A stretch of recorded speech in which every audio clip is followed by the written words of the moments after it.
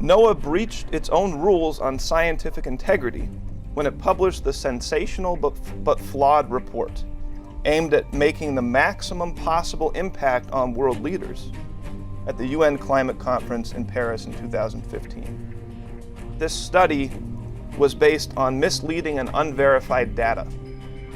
Certain people in the Congress had a sense that there was something very fishy about this study. They subpoenaed, they wanted information, they wanted to talk to the people involved. NOAA refused, they just didn't allow that.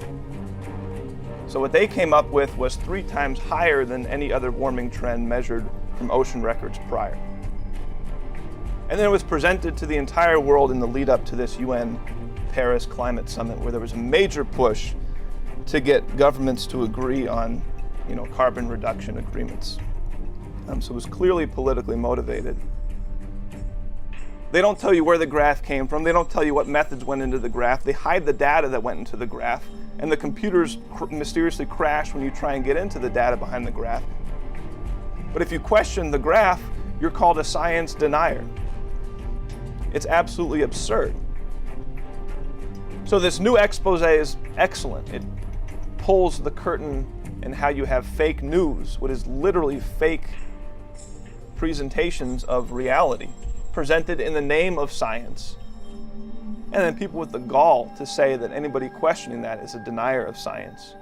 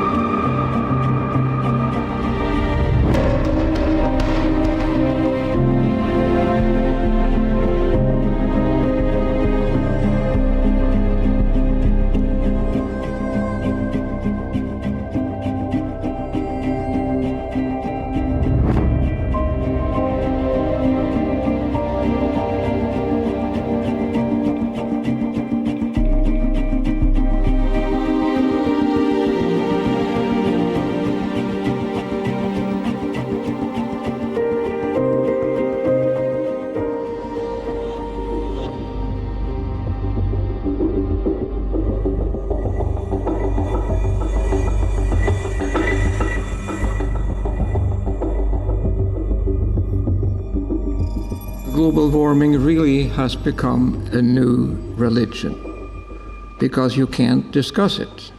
It's not proper. The American Physical Society, which I was a member, said the evidence is incontrovertible that global warming exists. Now think about that. This is a physical society, and they say you cannot discuss global warming because we believe it's happening. Global warming really starts with these 2 people, Al Gore and Paul Curry. From 1880 to 2015, the temperature has increased from 288 to 288.8 degrees Kelvin, 0.3%. I think the temperature has been amazingly stable. There has never been as cold on the South Pole as it is right now. There's more ice than there ever have been. But people don't talk about that. They talk about the North Pole, where they have a warmer climate at the present time. Now, this is the what they have come up with, however, and this is for the last 19 years, roughly speaking, the temperature has not gone up. Nobody mentioned nature how important the CO2 is for plant growth. If you have more CO2, the plant grows faster. People use greenhouses and put CO2 in greenhouses to get a higher yield. But now, since the CO2 has increased, we get more plant and more grows faster. It's a wonderful thing. But they don't talk about how good it is for agriculture that CO2 is increasing. When I ask people then, why is the climate change? Why? The temperature has not changed, so why do they talk about it? Another thing which amazes me really is that when they talk about climate change, it's always to the worse. See, the climate also changes to the better. For the last 100 years, the ocean has risen 20 centimeters. But for the previous 100 years, it also rose to 20 centimeters. And for the last 300 years, ocean has risen 20 centimeters 100 years. And so there is no unusual rise in the sea level. But see, what people say is not true. So here is then what we should worry about. This is refugees trying to cross the Mediterranean. And so this is a boat, and these people are not fleeing from global warming, they're fleeing from poverty. If we want to help Africa, we should help them out of poverty. Syrian refugees, there are supposed to be 5 million of them. And I ask you, are you wasting money on the climate like solar cell and windmills rather than helping people? It's really very hard for me to understand that almost every government in Europe are worried about global warming. It must be politics. See, I would say that the global warming basically is a non-problem. Just leave it alone, take care of itself.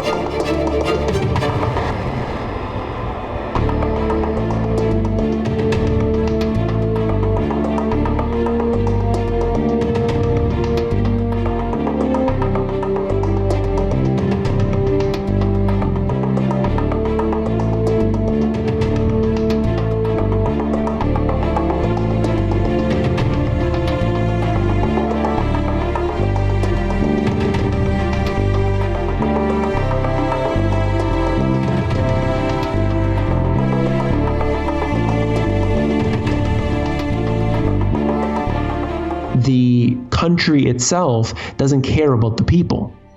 That's what we know. I mean, the government doesn't care about the actual individual.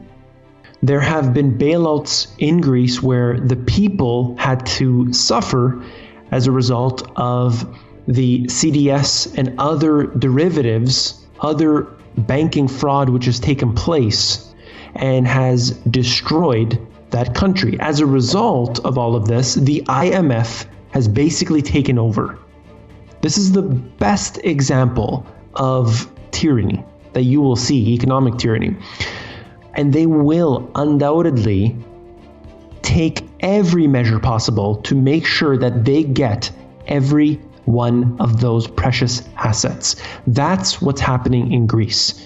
They are being raped and pillaged of everything valuable. Their sovereignty, just like every other country basically to a different degree, has lost their sovereignty to these supranational entities, one of them being the IMF. Why? Because they want them to be part of this global governance package.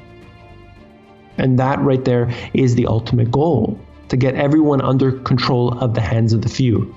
This is the plan. I mean, they're doing the same thing in Spain, they're doing the same thing in Italy, they're doing the same thing in Portugal. I mean, all over the world they do it.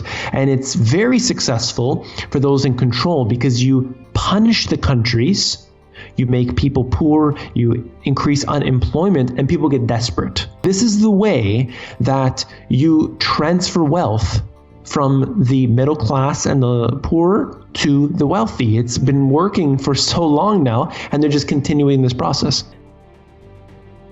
Do you see the EU collapsing?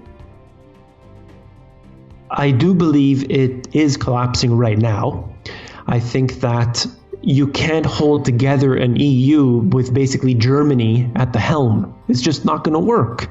The countries may fall away, but then actually it will snowball into something even bigger, even worse. I don't know how it can survive. The only way that the powers that be would let this happen is if they have that solution already prepared. In the end, you will have a new monetary system, and that would allow them to have even more collaboration and consolidation of power.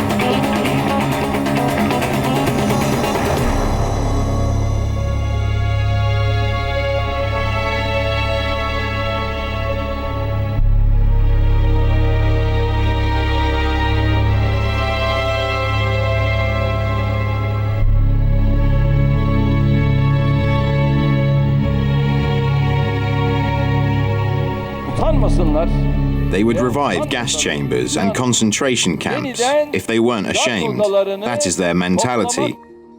They are disturbed when they say that this is Nazi mentality. We cannot accept that our citizens are incited against each other with Nazi comparisons. This is the case for all countries in Europe. That's why we should say with clear words to Mr. Erdogan that he cannot continue like this. Seems at the moment like each new week brings a new barrage of Nazi name-calling coming from Ankara, from Turkey towards European nations. We've also seen that one of the main Turkish newspapers run with a front cover depicting German Chancellor Angela Merkel as Adolf Hitler. Mr. Erdogan in Ankara is trying to push through, or at least pushes Parliament towards voting for a bill that would bring back the death penalty in his country. I believe, God willing, that after the referendum the Parliament will do the necessary thing concerning the people's demands for capital punishment. As for me, I will approve it without any hesitation. If the death penalty is reintroduced in Turkey, that would lead to the end of negotiations. The European Union and several countries in Europe are bringing back the atmosphere of World War II. The same racism, Islamophobia, xenophobia, and anti-Semitism. These type of things have been described on Monday morning as simply unacceptable by the German Chancellor. And that's resulted in some of the harshest diplomatic language, well, certainly not diplomatic language at all, coming from all sides.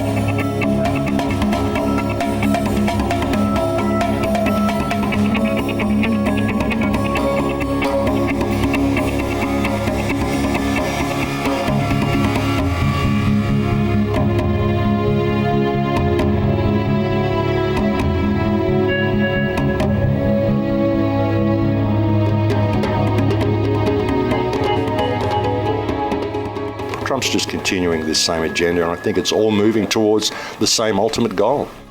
It's all about kickstarting this war with Iran, which is going to turn the whole Middle East into a complete schmozzle. It'll probably end up in the destruction of Israel as well. Israel's been put there to create this instability mechanism, posture against Iran, to create this whole war of terror and just escalate the agenda.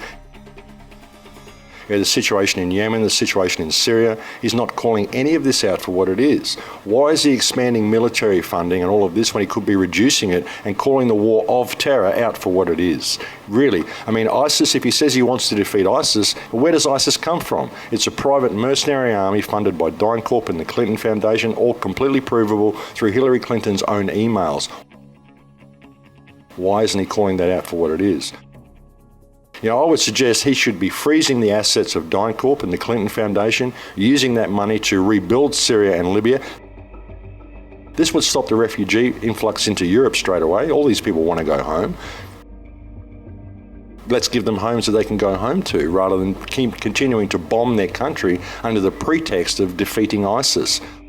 The anti-Muslim rhetoric we're hearing, they're still promoting the concept that the war of terror is being run by Muslim extremists when it's not. They didn't carry out the 9/11 attacks, that they're not carrying out all of this stuff we're seeing. All of the countries that have been subject to the most terrorism in the world are countries in the Middle East. Before we invaded Iraq, there was never one suicide bombing there. Now there's been like over 1,000 suicide bombings since the US invaded. And when you go and bomb these countries and you kill these families, you create terrorists. Yeah. Because people want revenge for you bombing my sister and blowing up my mother. I want to come and strap a bomb to myself and blow you up. That's how you create terrorism, and that's what we're seeing, just a continuation of the same thing. It's the same New World Order agenda. What Trump could end up doing with this is creating a confrontation whereby you end up with three major superpowers, the United States, Russia, and China. That's what will be left after this, and the whole Middle East will just be a complete schmozzle to be divided up. And that's the way it seems to be going. It seems to be the same agenda, just being taken from a different approach, a different perspective. I think the Trump presidency is a huge opportunity for the American people to put aside this left-right paradigm, see how they're being played in this divide and conquer, and realize that if they now unite as one people and look at this man and hold him accountable for his actions, they can actually move forward. I mean, hopefully you'll do the right thing, but I'm just not seeing it. I want to have hope in this man, but I'm just not seeing it in his foreign policies, and that's what people have to look at. And I was kind of surprised when Trump got in, but now when I look back at it, no, I think it was all play. I think it was all one big play. So hopefully people are going to seize this opportunity and come together and create a better future. I mean, it's anybody's guess where we're going to go with this. Trump's a total wild card.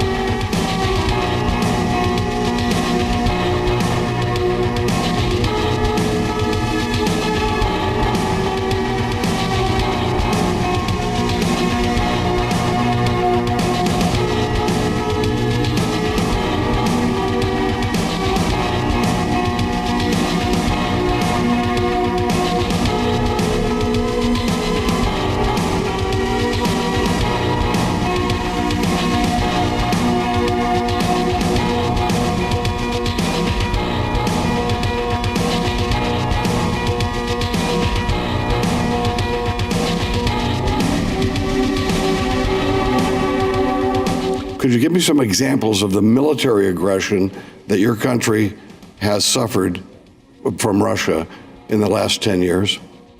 Well, probably the most prominent example is the kidnapping of the equivalent of our FBI, who was investigating a massive cross-border cigarette smuggling operation. Right. I mean military aggression.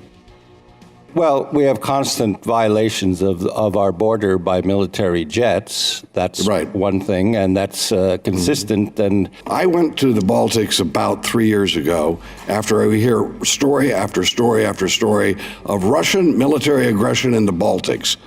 I'm sure all of you have heard that slogan before. Not one report of actual military aggression. And here we are sending our tanks up there, having B-52 mock raids on Russia over Estonia toward the Soviet capital in the name of stopping Soviet military aggression that never existed. This has got to stop or we're going to end up in war.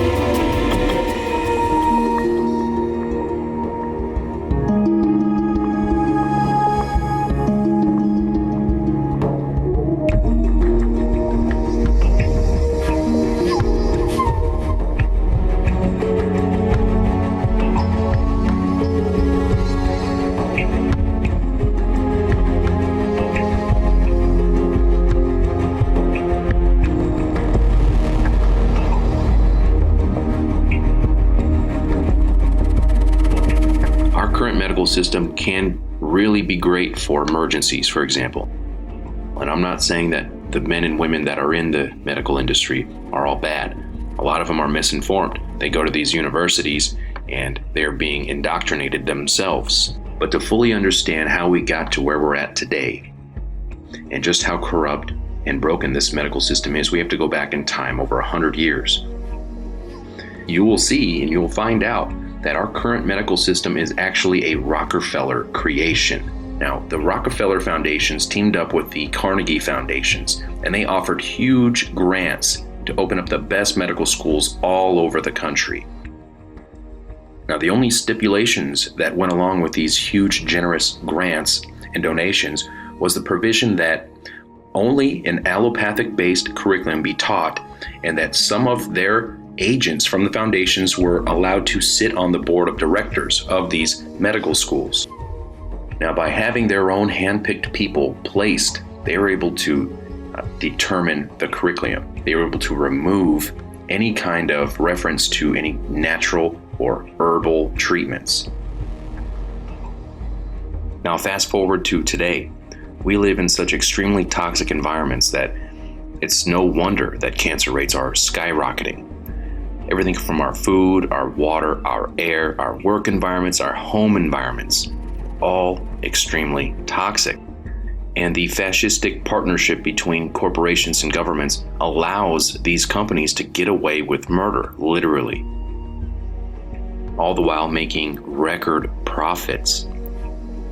Now, the medical system of today is not in the business of creating cures. They are in the business of creating customers and sucking every last dime out of them.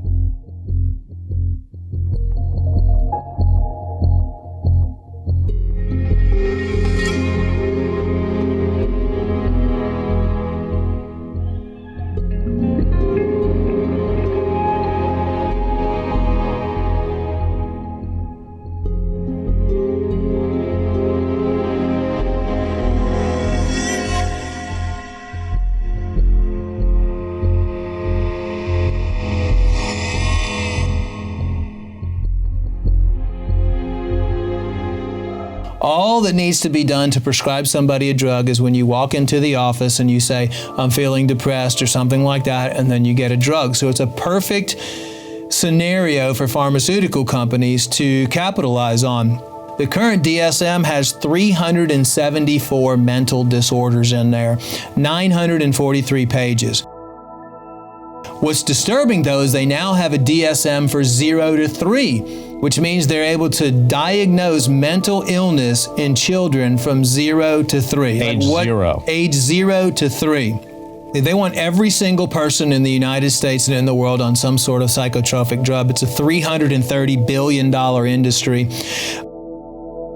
The reason why they want to do it is they want to keep you dumbed down. They want to be able to seize everything from you or take away all your power, because it's been proven in court cases that if someone is labeled with mental illness, they're not capable to vote. The voting powers have been taken away from them. Their money has been taken away from them. All of their rights have been stripped from them because they've been classified with mental illness.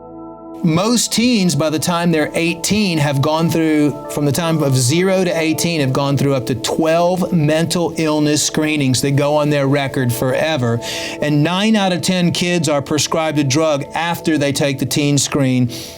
Psychiatric drugs now are killing an estimated 3,000 people every single month. So there's population control efforts there as well. They're putting fluoride in the water. They're poisoning the air we breathe. They're poisoning the food that we eat. They're poisoning the water that we drink. Everything that we're exposed to in our environment is poison. Most of those are brain damaging, neurological damaging compounds that create you, cause you to be depressed, cause you to have mood swings, cause you to have hyperactivity. Then they give you these psychotropic drugs to try to balance it out, which just makes the problem even worse.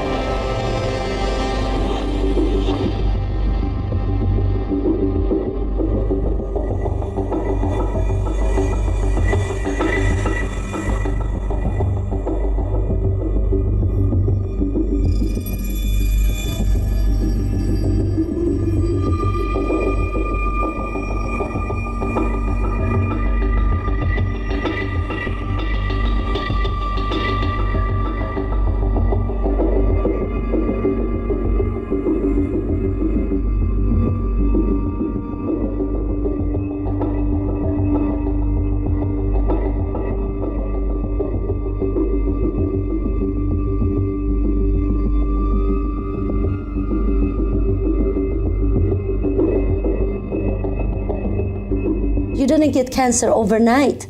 Cancer is a process of 10 years, 12 years. I mean, within 8 years, you get the tumor. Sometimes people don't get diagnosis until 10, 12 years. So they kind of tend to scare the patients and they get worried. They don't have time to research. Then they start the chemo, and otherwise the doctors would tell them they're going to die or it's going to spread everywhere. So it's really almost a process of creating fear to get them on the treatments quickly. Correct. And we need to educate people. We need to tell them there's other ways to go. Going with the conventional surgery, radiation, chemo is not the way to go. There's other ways you could do. And also you could do surgery, but no, don't rush into it. Improve the immune system, boost your body before you do surgery. Because any cut, any kind of surgery in the body, it will suppress the immune system, and also it will attract all the good white blood cell, all your good cells into that area. Then what happens? All those cancer cells that are already floating in your body, they keep growing.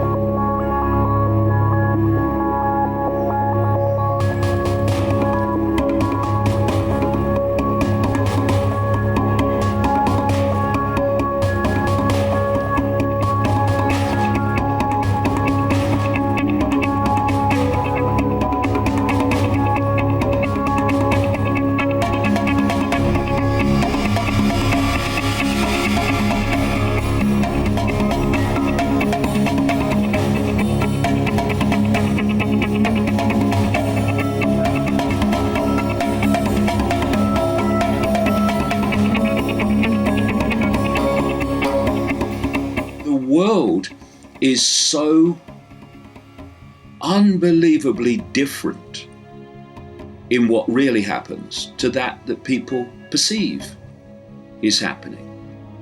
It's like a spider's web. There's a spider at the center. That's where the whole agenda is coming from. And then you go out from the spider. Close to the spider, you've got the strands in the web that are the most exclusive secret societies, and then you get secret societies that we know about, and eventually you are coming into the public arena where you have government agencies and corporations and the banking system. And because this satanic pedophile ring at its core, I keep emphasizing, is controlled and driven by those that drive this web of global manipulation. This is why it's the often very rich and very famous that are named by people who have been subjected to those horrors of pedophilia and Satanism. And this cult, this satanic cult, it's infiltrated the police, it's infiltrated the judiciary, it's infiltrated social services, which is why more and more children are being taken by social services worldwide, not least in Britain and America, from loving parents for spurious reasons. It's all connected. This is why so many police have described how when they got close to famous people within these paedophile rings they were investigating, that someone up high said, the investigation ends. This is how it works. The world is not like we think it is. And we need to start getting rid of the naivety and realize that there are forces at work in this world that they don't want us to know about.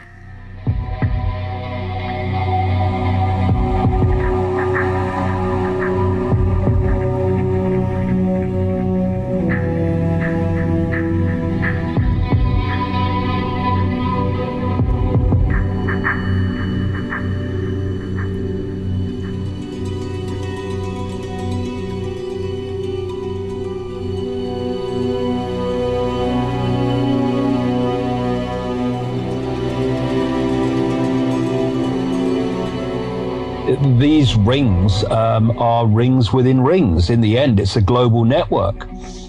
The range of what you uncover just gets bigger and bigger and bigger and expands out and out and out. And it certainly leaves Britain, goes into Europe, goes across to America, and eventually encompasses the globe. Because one of the things that I came across many years ago, right back in the 90s, was the scale of the number of children that go missing every year, never to be seen again. In America alone, it's staggering. It is a stunning global figure, which goes into the millions if you add them all up. I'm sure, there's no question about that. Most of them are never heard of again, and it's all just forgotten. I mean, in many countries, no one even bothers to look for them. And to understand the scale of child abuse, the scale of missing children, the scale of satanic ritual killing of children, we need to understand the force behind this global conspiracy that operates from the shadows and why it wants the energy of children. These entities feed off human energy. And because, like everything with energy, the energy of different frequencies syncs with energy of the same frequency.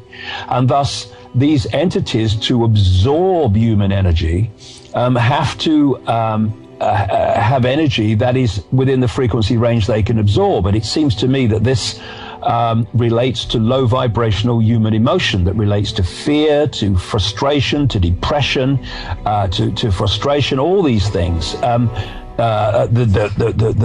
emotion that leads to violence is in wars, conflicts, individual and collective, all this energy that they absorb. And but there's a particular energy that is like a nectar to them, and that is the energy of children before puberty. And it's that energy that these entities most want to absorb, what most want to have as a food source, a power source. And so what's happening to these children, a large number of them, I suggest, a very large number, end up in sacrificial rituals. They end up being in pedophile rings and stuff like that, and they're having their energy vampired. If you follow some of these major names in the conspiracy and you follow them through in terms of investigation and research, secret societies always come up, Satanism always comes up with the top people, and so does pedophilia.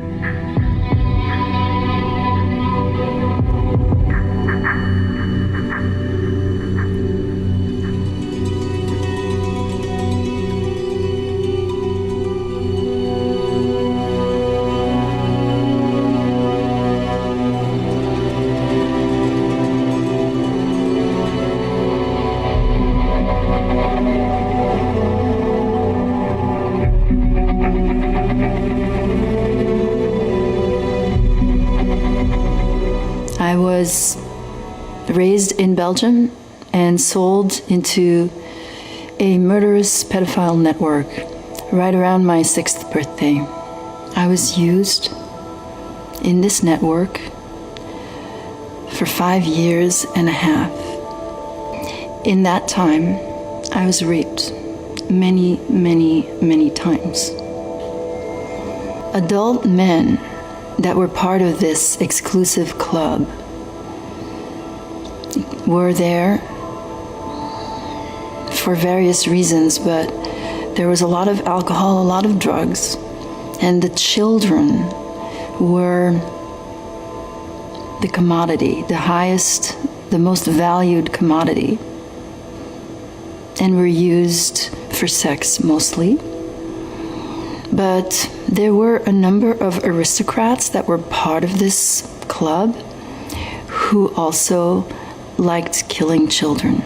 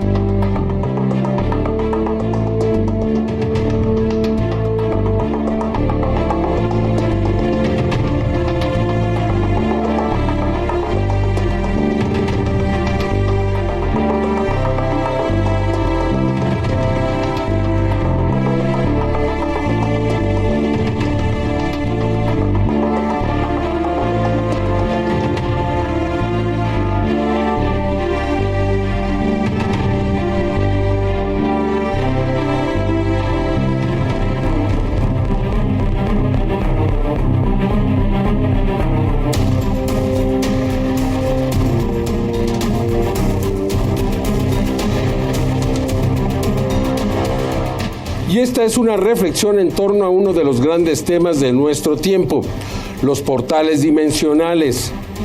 Existe la posibilidad de que se estén generando en nuestro planeta verdaderos portales dimensionales. Así lo sugieren las extraordinarias evidencias que se han podido obtener en diferentes lugares del mundo. Uno de los sueños más grandes de los seres humanos podría hacerse real, poder viajar a las profundidades del cosmos de forma instantánea. La existencia de los llamados portales dimensionales ha sido prácticamente confirmada por la ciencia. El 20 de enero de 2005, una explosión de grandes proporciones en el Sol expulsó altas cantidades de partículas solares que llegaron a la Tierra en tan solo 8 minutos, aunque deberían de haber llegado en más de 24 horas. Los científicos quedaron confundidos. No existía una verdadera explicación. En 2008, la misión Temis de la NASA confirmó la existencia de portales magnéticos que se abren conectando a la Tierra y el Sol. Aparentemente, las partículas viajaron por uno de estos portales, acortando su viaje del Sol a la Tierra en más de 24 horas. Desde entonces, sabemos que se trata de una realidad. Aún debemos aprender a utilizar estas puertas dimensionales para viajar en el espacio. Civilizaciones extraterrestres avanzadas podrían haber desarrollado formas inimaginables de transportarse a través del tiempo y el espacio, que les haya permitido llegar hasta nosotros. Los agujeros de gusano son un atajo en el espacio-tiempo descrito por primera vez en la teoría general de la relatividad de Albert Einstein junto a Nathan Rosen, en que dos extremos del universo se conectan por un túnel donde la materia podría desplazarse. Aunque los científicos consideran que a través de los puentes Einstein-Rosen también se podría viajar de un universo a otro paralelo, o incluso se podría viajar a través del tiempo. Los astrofísicos han comprobado que a través de un agujero de gusano también se podría viajar más rápido que la luz, permitiendo con ello desplazarse a cualquier parte del universo en cuestión de instantes. En 2014, el Dr. Lucas Butcher, de la Universidad de Cambridge, aseguró que si uno de los estrechos de un agujero de gusano permanece abierto el tiempo suficiente, el hombre podría enviar mensajes a cualquier parte del cosmos, o a través del tiempo, a un pasado lejano, o incluso al futuro, utilizando pulsos de luz.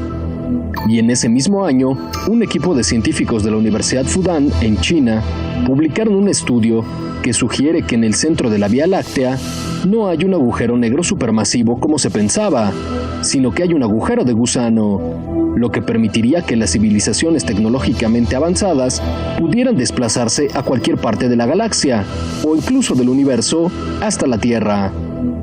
Los agujeros de gusano o puentes Einstein-Rosen podrían ser la forma en que civilizaciones de otros mundos, otros universos e incluso de otro tiempo puedan desplazarse hasta la Tierra, permitiendo que sus objetos voladores no identificados aparezcan y desaparezcan en solo instantes. ¿Podrían estos portales dimensionales generarse de manera natural en la Tierra? Existe un caso muy bien documentado de un piloto que relató haber entrado en un portal dimensional. Ocurrió el 4 de diciembre de 1970, cuando el piloto Bruce Gernon despegó de la isla Andros rumbo a Florida. Atravesando el Triángulo de las Bermudas, una fuerza lo hizo viajar a través del tiempo, porque llegó a su destino en solo 47 minutos, cuando su vuelo duraba 75 minutos. Otro caso de un portal dimensional ocurrió el 31 de enero de 1978, en el vuelo 502 de Aerolíneas Aviaco, en ruta de Valencia a Bilbao. Cuando se aproximaban al aeropuerto de Bilbao, fueron desviados por mal tiempo. De súbito se formó una nube luminosa, a través de la cual pasó el avión. El vuelo 502 aterrizó 17 minutos después de lo que estaba programado, como si su avión Caravelle 10R se hubiera quedado suspendido sin volar en el mismo lugar. Estos casos demostrarían la existencia de portales dimensionales que se abren en el Triángulo de las Bermudas y en otros lugares del mundo. Recientemente se han videograbado fenómenos que sugieren la presencia de portales magnéticos en nuestro planeta. Un hecho que, a pesar de no haber sido confirmado científicamente, no tiene aún una verdadera explicación. Resulta indudable que aún tenemos mucho que aprender, que apenas estamos dando pequeños pasos de bebé en nuestra exploración cósmica.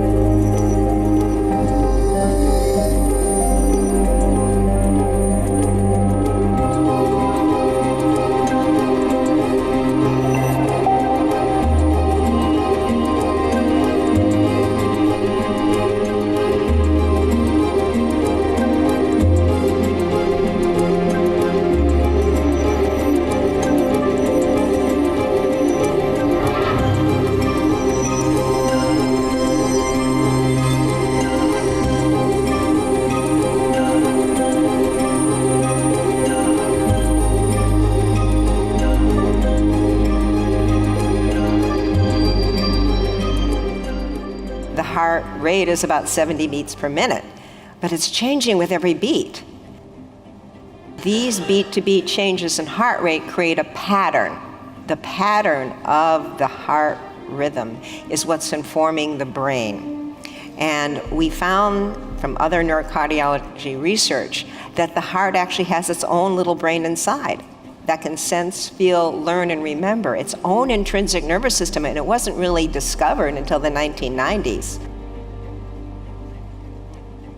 So if you look at this, you can see that the signals from the heart going through the vagal nerve to the brain are actually going right to the thalamus, which synchronizes cortical function, and then to the frontal lobes, and they're going straight to the amygdala, the emotional memory center. And the core cells of the amygdala actually synchronize to the heartbeat. So what we're feeling and what the heart rhythm pattern is doing is affecting what emotional memories come up. So stress and anxiety can come up, trigger the brain pattern match to an anxiety habit. Loving, caring, practicing heart coherence, that becomes more familiar. And the brain and the amygdala respond as a pattern matching computer. So what's exciting about this is that we really are finding that there's a state of the heart, a physiological state called heart rate variability coherence, that we can train ourselves into to help change our baseline brain response to stress and our connection with our higher intuitive guidance. It's a big paradigm shift that the brain isn't controlling everything. That the heart actually sends more signals to the brain telling the brain what to do than the brain sends to the heart. Most of the traffic from heart to brain, 90% of it is afferent from the heart and the body. So picture heart intelligence as the flow of awareness that happens when the heart, brain, mind, and emotions are in coherent alignment. And that gives us connection more with the intuitive guidance. What gets us into heart coherent state more and more? It's that sincere shift out of the mind to the heart, like that beautiful meditation, letting it really shift to the heart center and really putting out love, care, compassion, kindness, appreciation. That increases what we call personal coherence. And as we increase our personal coherence, remember when we get stressed or angry and frustrated or worried, which is easy to do these days, we live on this planet and look what's happening. How do we learn to shift back quickly? How do we train ourselves so we have more of a strong baseline to get us back there quickly during the day-to-day, not just during meditations? If every heartbeat is putting out a powerful energy, that's what powers the brain and body, and it's beating what we're feeling in that heart rhythm pattern out into the world around us. So think of the heart's magnetic field as like transmitting the heart's pattern and information like a radio wave, like a radio station. We are affecting each other's fields all the time. That means we can affect each other. We all know that intuitively, but to see it measured and to see how strong a role the heart plays in it, actually a priori to the brain, that means we all really need to pay attention to what's going on in our heart and our feelings.